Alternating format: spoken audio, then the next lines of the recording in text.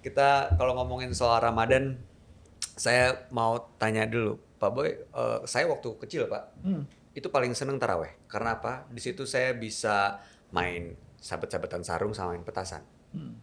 Kepala BNPT waktu kecil pernah main petasan nggak sih, Pak? Oh, main petasan, main mercon ya, main sepeda. Tertarik jadi polisi gara-gara main petasan. Karena bisa ada ledakannya, dar gitu bikin kaget. Melakukan itu juga nggak sih Gus waktu zaman Sorry ya, saya soleh dari lahir ya. Masya Allah. Yang gini nih. Kalau saya kan dari dulu emang nggak bisa lepas dari masjid. Saya dulu di pondok, di masjid, gitu, kuliah Gus. tinggalnya di masjid.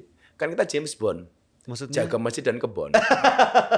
di laman YouTube banyak sekali kumpulan sholawat syahdu Gus Miftah.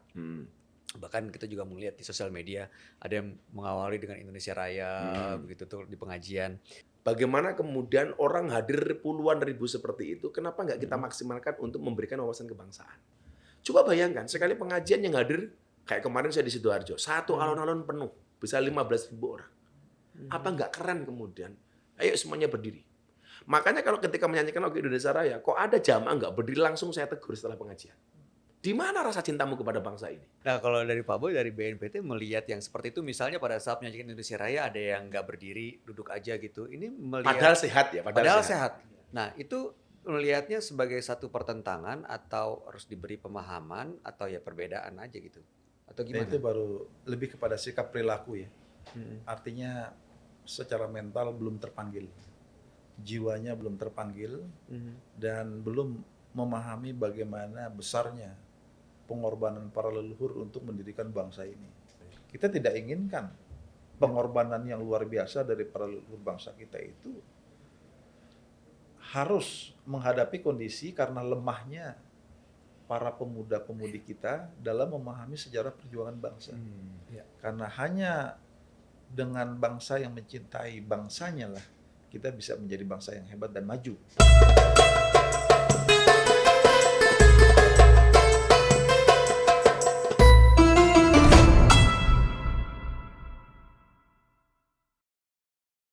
Kemudian penyakit lainnya adalah, yuk kita follow lah ustadz-ustadz yang adem, yang mengajarkan toleransi, kebinekaan, dan sebagainya. Maka tadi tiga Mas Bayu, masih ingat, yang ketiga tadi adalah tantangan moderasi beragama adalah pemahaman yang justru merongrong atau mengancam, bahkan merusak ikatan kebangsaan. Contoh, pemahaman orang yang atas agama, mengatasnamakan agama, lalu menyalahkan Pancasila. Kemudian apa? Mengharamkan hormat bendera. Mengkafirkan orang yang menyanyikan lagu Indonesia Raya. Bahkan mengajarkan bahwa nasionalisme itu tidak penting dan tidak ada ajarannya. Saya masih ingat betul, di teks di akun Instagram yang mengatakan apa? Awas, hati-hati lagu musyrik. Saya bingung, apa yang dimaksud dengan lagu musyrik?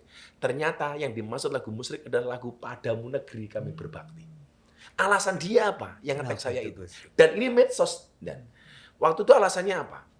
Karena bertentangan dengan firman Allah, Inna sholati wa nusuki wa mahyaya wa mamati lillahi rabbil alamin. Sesungguhnya sholatku, ibadahku, hidup dan matiku hanya untuk Allah. Kenapa untuk Padamu Negeri katanya? Ini kan pemerkosaan ayat itu. Ini saya lihat termasuk orang-orang yang kemudian mengharamkan hormat bendera. Kemudian mengatakan nasionalisme tidak ada dasarnya. Lucunya adalah dia mengatakan mencintai negara tidak ada dalilnya. Tetapi ketika Palestina diserang Israel, dia bela pertama kali. Anda yang bukan orang Palestina, membela Palestina. Kenapa Anda yang lahir, hidup, dan mati di Indonesia tidak membela Indonesia? Bukan kok saya tidak membela Palestina. Sesama orang Islam, iya dong kita berempati. Tetapi kalau Palestina saja negara lain, kamu bela. Masa negara kamu untuk mencintainya kamu menanyakan dalil? Kan aneh. Sekarang begini Jenderal, ini mohon maaf agak lebih serius sedikit ya. Mas Bayu tahu, Nabi Muhammad itu orang Arab apa orang non-Arab? Menurut pemahaman Mas Bayu. Orang Arab, Gus. Pemahaman Anda orang Arab. saya. Coba kita lihat hadisnya. Bahwa ternyata Nabi Muhammad itu bukan orang Arab. Dan Nabi Muhammad itu ternyata orang non-Arab. Dari mana Gus Miftah tahu? Kita lihat. Jadi ada satu hadis yang bunyinya adalah yang menyampaikan bahwa Nabi Muhammad itu bukan orang Arab. Kita melihat mbahnya Nabi Muhammad itu siapa? Ibrahim dong. Ibrahim, betul. Ibrahim melahirkan siapa? Ismail. Ismail melahirkan satu bani namanya Bani Kinanah. Bani Kinanah melahirkan satu Bani namanya Quraisy. Bani Quraisy kemudian melahirkan Bani Hasim. Dan Bani Hasim melahirkan Nabi Muhammad SAW. Kalau kemudian melihat mbahnya, Nabi Ibrahim, kan berarti Nabi Ibrahim bukan orang Arab.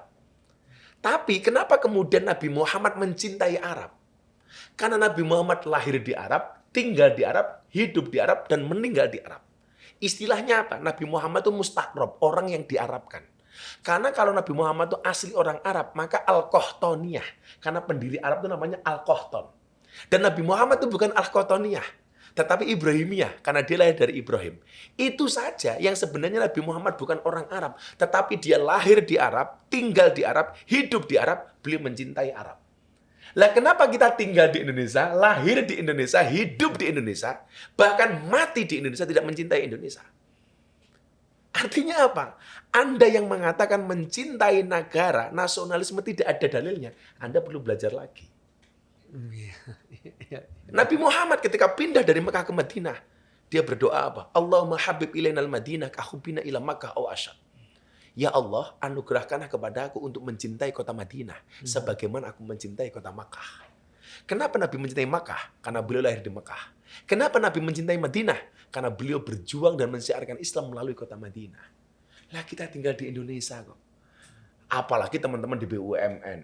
Dia makan uang negara, menggunakan fasilitas negara. Sangat ironi kemudian kalau digunakan untuk melawan negara. Nauzubillah min dzalik. Nauzubillah min dzalik. Jadi sebenarnya ya sebagai umat muslim justru alasannya kuat sekali untuk mencintai negara ini. Kalau kita menjadikan dan mencintai Rasul, menjadikan beliau sebagai tauladan, apa yang beliau lakukan begitu cintanya dengan negeri Arab dan juga Mekah dan Madinah, kita sebagai bangsa Indonesia justru punya alasan yang lebih untuk mencontoh beliau dalam mencintai negeri ini. Nah, saya kembali ke Pak Boy. Untuk memperkuat adanya pencegahan terorisme, kan seperti yang sudah digaungkan bahwa BNPT memiliki konsep pentahelix gitu ya Pak ya. Nah, boleh diceritakan nggak kita semua diingatkan sebenarnya pentahelix ini apa dan bagaimana penerapannya dan sejauh ini sudah berjalan seperti apa? Ya, konsep pentahelix ini adalah konsep pelibatan multi pihak. Pertama sudah pasti dari unsur pemerintah. Makanya kita kerjasama dengan kementerian lembaga. Yang kedua dari unsur akademisi. Kita kerjasama dengan unsur-unsur akademisi yang ada di Indonesia.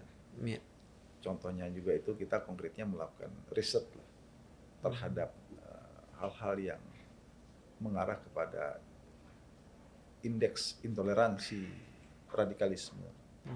Unsur masyarakat di sini juga termasuk dari alim ulama, tokoh agama ya. Karena penting sekali karena tokoh agama adalah ahli agama yang kita harapkan seperti Gus Miftah memberikan pencerahan kepada masyarakat ya. Yang berikutnya adalah dunia usaha. Kenapa dunia usaha? Dunia usaha ini berkaitan dengan perjuangan kita untuk membangun kesejahteraan. Karena salah satu aspek yang kita soroti adalah dalam konteks program deradikalisasi itu adalah bagaimana meningkatkan taraf kesejahteraan, terutama yang berkaitan dengan ex narapidana terorisme yang selama ini telah menjalani hukuman. Itu menjadi bagian program yang kita kerjasamakan dengan dunia usaha agar mereka memiliki kemandirian secara ekonomi. Dengan adanya kemandirian ekonomi, mereka kita harapkan tidak lagi kembali kepada hal-hal yang mengarah kepada mereka untuk terjebak ya dalam berbagai aksi-aksi kekerasan. Yang terakhir, multi pihak yang kelima itu adalah unsur media dan media sosial. Kenapa? Karena terorisme itu selalu berpropaganda dengan media, baik media mainstream maupun media sosial. Maka penting sekali bagaimana di dunia maya ini, dan termasuk dengan media mainstream, itu justru menjadi para sahabat dalam perlawanan melawan narasi-narasi radikal terorisme, termasuk juga yang kaitan masalah intoleransi. Karena dengan media ikut menjadi kawan dalam perjuangan kita melawan ideologi terorisme, kita berharap narasi-narasi yang muncul adalah narasi yang moderat. Istilahnya dalam dunia jurnalistik itu adalah peace journalism. Bukan jurnalistik yang memprovokasi, jurnalistik yang memberikan ruang kepada narasi-narasi kebencian, tetapi jurnalistik yang memberikan sebuah edukasi bagi bangsa ini bahwa betapa pentingnya kita membangun semangat bertoleransi, semangat hormat menghormati, semangat menjaga nasionalisme, semangat menjaga bela negara.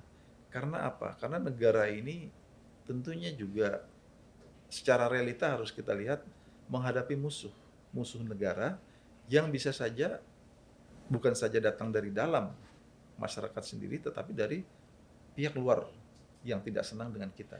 Karena kita hari ini tentu harus bersyukur lagi-lagi bangsa yang jumlah penduduknya tidak kecil ya, 273 juta. Kepulauannya, gugus kepulauannya itu jumlahnya 17.000 lebih pulau. Tetapi kita hari ini bisa bersatu, bisa berdiri tegak menjadi negara yang berdaulat, yang tentunya kita hari ini tentu dapat dikatakan memiliki kedaulatan yang sama, termasuk dibandingkan dengan negara-negara lain. Nah, oleh karena itu, bagi kita adalah bagaimana mewaspadai musuh-musuh negara, termasuk musuh-musuh negara melalui media dan media sosial. Karena media dan media sosial ini kan membangun opini, membangun alam pikiran masyarakat kita. Kalau alam pikiran masyarakat kita akhirnya dibangun semangat untuk membenci negara, maka tentu partisipasi warga negara dalam pembangunan menjadi nihil, menjadi berkurang, dan bahkan menjadi kelompok yang melawan upaya-upaya pembangunan yang berjalan. Di sini di luar konteks kritik ya. Kalau kritik membangun itu adalah sebuah hal wajar dalam kehidupan berdemokrasi, tetapi bagaimana di sini kritik itu menjadi bagian yang mengedukasi warga negara, meningkatkan kesadaran kita untuk lebih saling hormat menghormati, dan menyadarkan kepada kita bahwa semangat bertoleransi itu menjadi penting sebagai modal dalam rangka melaksanakan pembangunan di negara kita. Hanya dengan semangat bertoleransi, kemudian lahirnya suatu situasi yang aman, damai, kemudian sejahtera bisa kita dapatkan dari proses pembangunan itu. Tetapi kalau tidak, yang ada adalah kita hanya saling menyalahkan, berperang, satu sama lainnya artinya bertengkar di antara kita sendiri. Saya pikir ini sebuah kondisi yang tidak konstruktif. Nah, maka itu Pentahelix ini kami harapkan menjadi bagian perang totalitas kita kepada ideologi terorisme. Karena ideologi terorisme ini kita ibaratkan seperti virus. Virus corona bisa menyebar cepat sama dong, seperti Pak. virus corona ya, COVID-19 itu menebarnya tidak terasa. Bagi mereka yang terdampak kadang-kadang OTG kan, dia tidak terasa. Nggak ada gejalanya, nggak Bahwa kelihatan dia ya, Pak. sudah terkena virus. Begitu juga virus radikal terorisme ini. Bagi masyarakat yang tidak waspada, dia tidak terasa bahwa dia sudah masuk ke alam pikiran dia dan bisa merusak alam pikiran warga negara, masyarakat untuk menjadi anti terhadap negara. Inilah yang harus kita waspadai. Jadi dengan konsep bersama multi pihak, kita berharap ke depan bangsa Indonesia bersatu padu melawan ideologi terorisme yang mana ideologi ini tidak sejalan dengan nilai-nilai luhur bangsa kita. Maka segala sesuatu yang tidak sejalan dengan ideologi bangsa kita, nilai-nilai luhur bangsa, maka harus kita sikapi dengan hati-hati. Siap. Jadi emang bener kita harus mematuhi itu, kayak misalnya ada term and condition di sosial media, umur minimal untuk menggunakan sosial media, supaya emang nggak sembarangan, emang ternyata ada maksud dan aturannya supaya menggunakan sosial media sebagai media untuk membuat sesuatu yang konstruktif, yang produktif, bukan malah menyebar kebencian gitu. Nanti kita lanjut lagi, tapi kita santai-santai dulu nih Pak Boy sama Gus Miftah. Kita kalau ngomongin soal Ramadan, saya mau tanya dulu Pak Boy, saya waktu kecil Pak, itu paling seneng taraweh. Karena apa? Di situ saya bisa main sabet-sabetan sarung sama main petasan. Kepala BNPT waktu kecil pernah main petasan nggak sih Pak? Oh, main petasan, main mercon ya, main sepeda. Tertarik jadi polisi gara-gara main petasan. Karena bisa ada ledakannya, dar gitu, bikin kaget. Nah kalau sekarang masih boleh kan nggak sih Pak? Menurut Pak Boy sendiri ngelihat orang main petasan tuh sebaiknya Sekarang ini ya permainan anak-anak sudah berbeda jauh ya dengan era-era saya 30 tahun lalu, 40 tahun lalu ya. Iya. Jadi dulu kan masih serba tradisional. Orang hari ini kebanyakan main game. pakai semuanya di gadget. Mungkin sekarang petasannya sudah bentuk MP3 dan.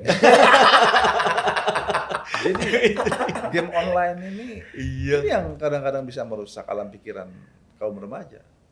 Dia asik dengan sendiri saja di dalam kamar ya. Dia Iya. tidak lagi berinteraksi dengan teman-teman di luar. Sekarang kehidupan setelah Individualis akhirnya ini. sahur ya, setelah sahur itu Iya. mungkin kembali main game lagi. Buka game, udah gitu juga bisa main barengan Tetapi sih memang main tetap yang di situ. outdoor sifatnya kita juga harapkan yang positif. Jangan sampai balapan liar. Itu masih ada sampai sekarang tuh, Pak. Kemudian juga itu kan sesuatu yang membahayakan ya. Iya. Kemudian tentu perlu kita cari permainan-permainan fisik, interaksi satu sama lainnya membangun semangat team building ya, persaudaraan. Nah, itu dia. Kalau sekarang wah, petasan kompleks sebelah lebih kenceng, tawuran. Wah, ini nyerang Petasan kita sekarang nih. dirazia sama polisi nggak boleh. Karena lebih banyak mudaratnya begitu kali ya, Pak Boy. Karena Nah, kalau daripada bakar uang kan lebih bagus sumbang ke anak yatim. Wah, setuju. Nah, Gus, waktu zaman kecil dulu gimana, Gus? Yang biasa dilakukan di bulan suci Ramadan tuh kenakalan-kenakalan kalau anak zaman kecil kan suka macem-macem tuh. Dari mulai ya tadi tuh sabut-sabutan sarung, main petasan, nyolong sendal. Melakukan itu juga nggak sih, Gus, waktu zaman Sorry kecil? ya, saya soleh dari lahir ya. Masya Allah. Yang gini nih, yang gini nih. Kalau saya kan dari dulu emang nggak bisa lepas dari masjid. Saya dulu di pondok, di masjid, gitu, kuliah Gus. tinggalnya di masjid. Kan kita James Bond, Maksudnya? jaga masjid dan kebon. Nah ini gimana sih? Berarti tidur di masjid juga, Gus? Iya kan saya kuliah kan nggak kuat ke kos mas, sehingga saya tinggal di masjid dan saya tuh belajar toleransi jenderal itu gara-gara di masjid. Karena kebetulan saya nggak kuat ngekos, harus tinggal di masjidnya orang Muhammadiyah. Saya terlahir sebagai orang NU, harus beradaptasi dengan cepat untuk bisa menyesuaikan kebiasaan-kebiasaan Muhammadiyah. Dan ternyata mampu. Saya orang NU, tinggal di masjidnya orang Muhammad dan ngurusi masjidnya orang Muhammadiyah. Artinya apa? Nilai-nilai toleransi hari ini yang saya pahami, yang saya lakukan, yaitu karena berangkat dari hal kecil, bahkan mulai dari masjid, yang mengajarkan kepada saya untuk menghormati. Katakanlah kita seagama, tetapi beda amaliyah. Gak ada masalah. Dan masalahnya cuma satu, gara-gara saya tinggal di masjidnya Muhammadiyah, saya kurus. Loh kok? Kenapa? Karena Muhammadiyah belas gak pernah ada selamatan. Iya benar. Dan ketika kuliah saya menjadi waktu itu menjadi aktivis. Oh, dari Aktivis situ. buka puasa bersama. Jadi di mana-mana ada buka puasa kita datang. Hadir ya. Oke, baik Gus Miftah dan juga Pak Boy. Ini biar lebih cair suasana, saya punya beberapa pertanyaan permainan truth or dare. Seperti biasa pilihannya mau truth, menjawab dengan jujur, atau dare untuk menjawab tantangan. Kepada Pak Boy dulu deh. Truth or dare? Truth. Pilih truth ya? Truth ya. Pilih truth atau pilih dare? Pilih truth. Truth ya. Truth. Oke, berarti Bapak harus menjawab pertanyaan dengan jujur.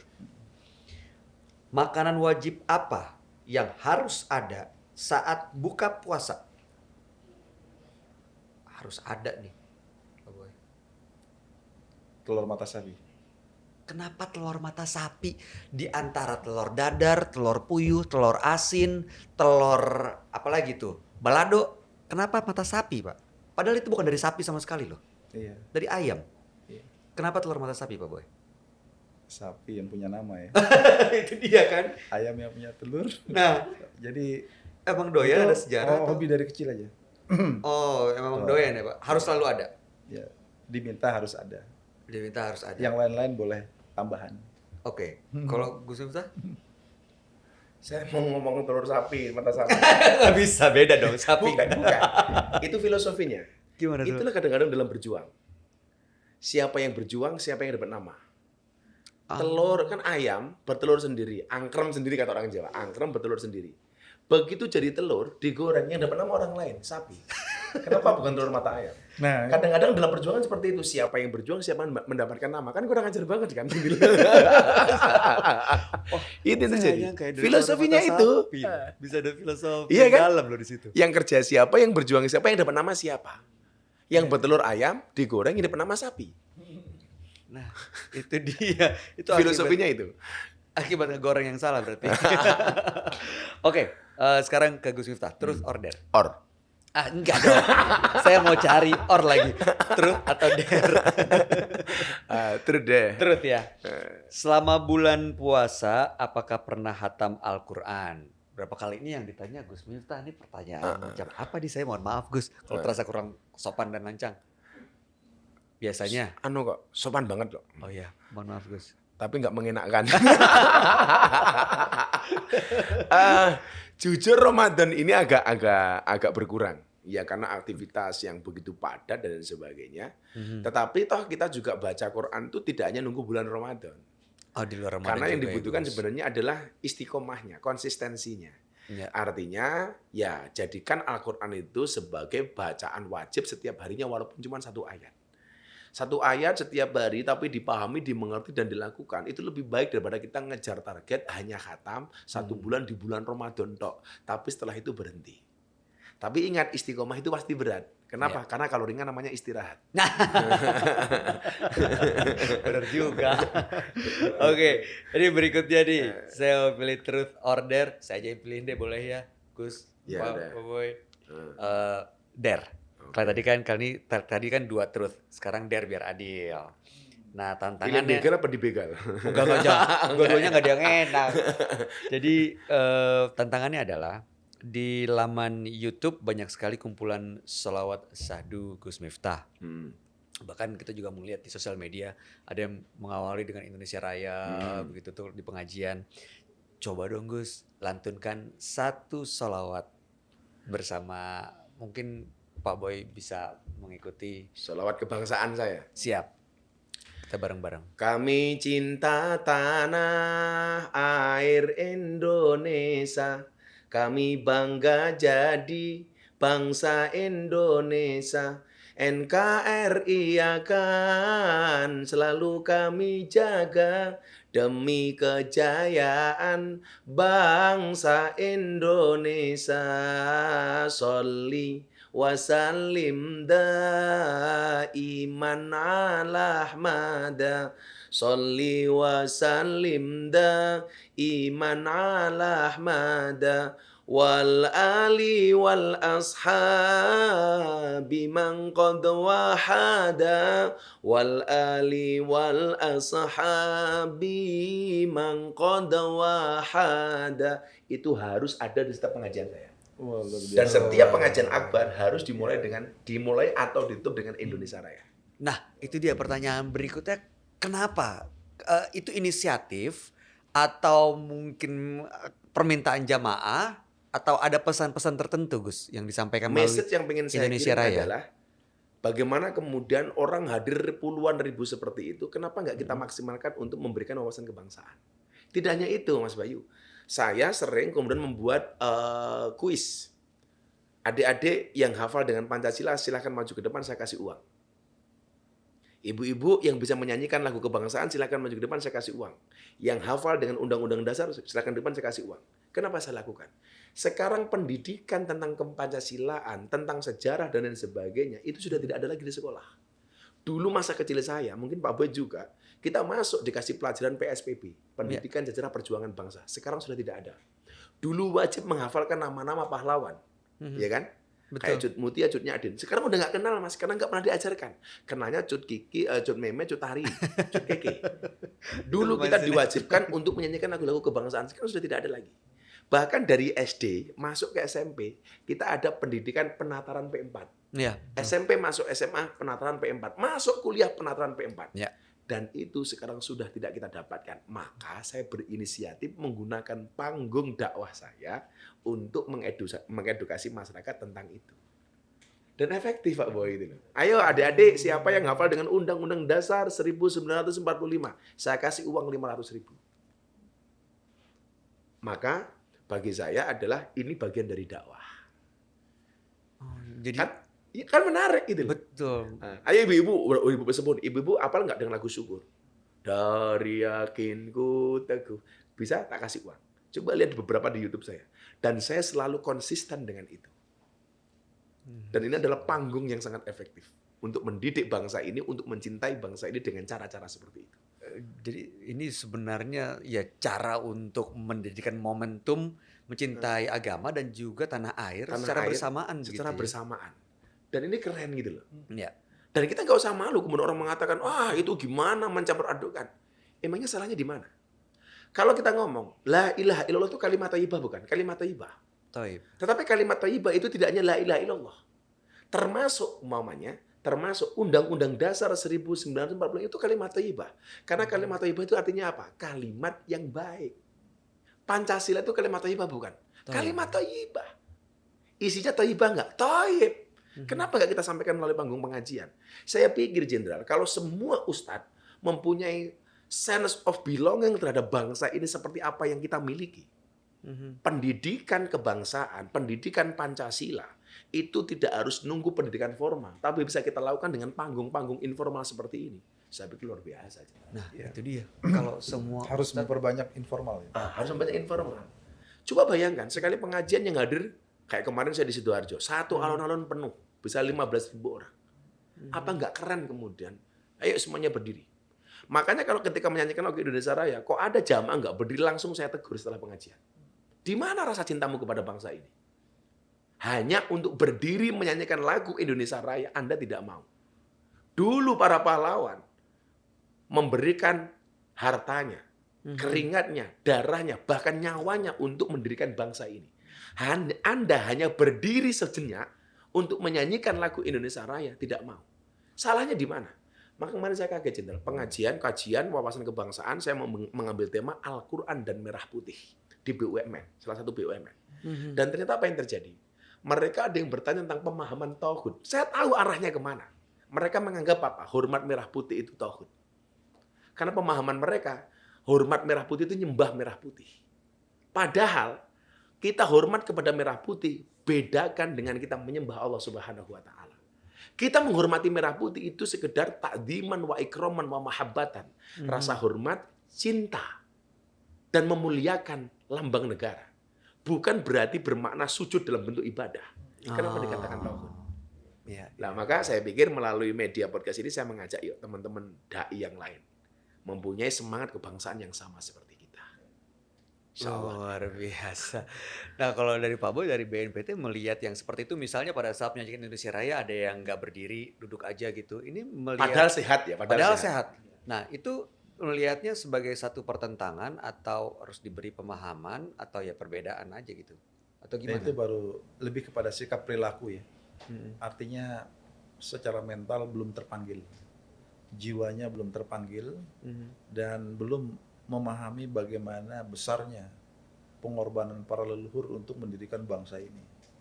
Nah, kalau anak-anak sekarang mungkin tentu dengan pemahaman-pemahaman yang minim, yang tantangan kita adalah bagaimana memahami tadi sejarah perjuangan bangsa ini. Menjadi bangsa yang merdeka, berdaulat ya. Dan kemudian bagaimana ini kita melestarikan nilai-nilai semangat perjuangan bangsa dan bahkan ketika belum merdeka kan semangat para pemudi Indonesia setelah membuat Sumpah Pemuda ya. Nah, oleh itu kan momen yang jauh sekali sebelum merdeka tahun 1945 di mana para pemuda-pemudi kita sudah melakukan yang namanya sebuah kegiatan Sumpah Pemuda untuk mempersatukan Nusantara. Dan itu adalah sebuah contoh yang tentu harus kita ketok tularkan kepada generasi muda hari ini. Yang tentunya hari ini kita adalah para penikmat pembangunan, hasil dari pembangunan yang ada. Nah, oleh karena itu kita mengajak kepada semua pihak betapa pentingnya menjaga semangat patriotisme yang telah ditunjukkan oleh para leluhur bangsa kita. Sehingga dalam menghadapi tantangan ke depan itu kita tidak lembek ya menghadapi tantangan yang semakin berat, semakin penuh dengan godaan, penuh dengan infiltrasi nilai-nilai yang tidak sesuai dengan nilai bangsa kita di era global yang serba borderless hari ini. Jadi peran dunia maya begitu kuat, batas negara menjadi tidak jelas. Nah, oleh karena itu apabila tidak ada sikap mentalitas dari bangsa, dari anak bangsa untuk tetap mencintai apa yang telah diwariskan leluhur bangsa kita, maka kita akan siap-siap menjadi bangsa yang bisa jadi suatu saat NKRI ini jadi tidak ada lagi. Nauzubillah min dzalik. Kita tidak inginkan pengorbanan yang luar biasa dari para leluhur bangsa kita itu harus menghadapi kondisi karena lemahnya para pemuda-pemudi kita dalam memahami sejarah perjuangan bangsa. Oleh karena itu ya momen dalam Ramadan ini kita berharap juga di samping momen dalam rangka meningkatkan keimanan ketakwaan kita, juga membangun semangat solidaritas kebangsaan. Ini sangat penting, Ya. karena hanya dengan bangsa yang mencintai bangsanya lah kita bisa menjadi bangsa yang hebat dan maju. Apalagi kita sudah mencanangkan untuk Indonesia emas 1 abad nanti, 2045. Maka apabila tanpa adanya sikap perilaku mental kecintaan, patriotisme, nasionalisme dari anak bangsa, maka cita-cita itu sulit akan kita peroleh. Jadi bagaimana ke depan kita sama-sama membangun semangat keindonesiaan untuk menjadi tetap Indonesia.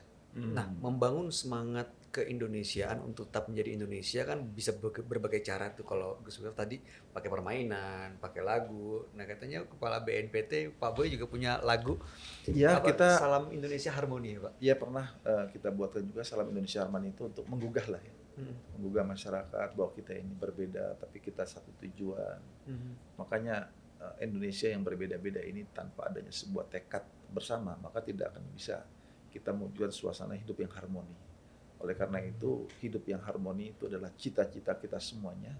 Hanya dengan hidup harmonilah kita akan memperoleh kesejahteraan, akan memperoleh kedaulatan sebagai negara, akan memperoleh taraf kehidupan yang bahagia. Saya pikir tujuan dari pembangunan ini adalah bagaimana mewujudkan Indonesia yang bahagia. Jadi dengan kondisi itulah kita akan menjadi bangsa yang memiliki modal untuk mencapai sebuah taraf hidup menjadi insan yang paripurna, bahagia lahir dan batin. Bahagia lahir dan batin. Itu kuncinya. Mudah-mudahan kita semua bisa menuju dan mendapatkan kebahagiaan itu tuh dengan berbagai cara yang tentunya dibenarkan. Terakhir, Pak Boy dan juga Gus Miftah, mohon pesannya nih buat sobat damai semua yang sedang menyaksikan. Sekali lagi, apa yang harus kita lakukan, yang harus kita ingat dan camkan supaya bisa menjadikan Ramadan ini sebagai momentum untuk memupuk dan menambah kecintaan terhadap agama dan juga tanah air, Pak Boy. Kecintaan kepada tanah air itu adalah tentu sesuatu yang sangat bagus, juga mencerminkan kehidupan masyarakat yang tentunya religius. Kenapa? Karena kalau cinta kepada bangsa, cinta kepada negara, dia bukan saja cinta kepada wilayah negara kesatuan Republik Indonesia, tapi cinta dengan orang-orang yang ada di dalamnya. Nah, orang-orang yang di dalamnya ini siapa? Orang-orang yang sangat beragam dari suku bangsa, dari sisi agama, dari sisi bahasa. Itu adalah sebuah kondisi yang harus sama-sama kita manfaatkan momen Ramadan ini untuk membangun semangat solidaritas sosial, solidaritas kebangsaan, agar kita menjadi bangsa yang hebat. Nah, oleh karena itu pada kesempatan ini BNPT juga mengingatkan bahwa di tengah kemajuan bangsa ini ada juga rasa atau keinginan pihak-pihak tertentu yang tidak menginginkan melihat Indonesia ini menjadi bangsa yang hebat. Maka diperlukan sebuah kondisi yang kita sebut sebagai sebuah kewaspadaan dini terhadap segala potensi yang dapat menghambat dalam pencapaian tujuan cita-cita bangsa kita menjadi bangsa yang berdaulat, adil, makmur, sejahtera, dan bahagia. Nah, oleh karena itu salah satunya adalah virus radikalisme terorisme. Karena kenapa ini bahaya? Karena ini bertentangan dengan nilai-nilai luhur bangsa kita.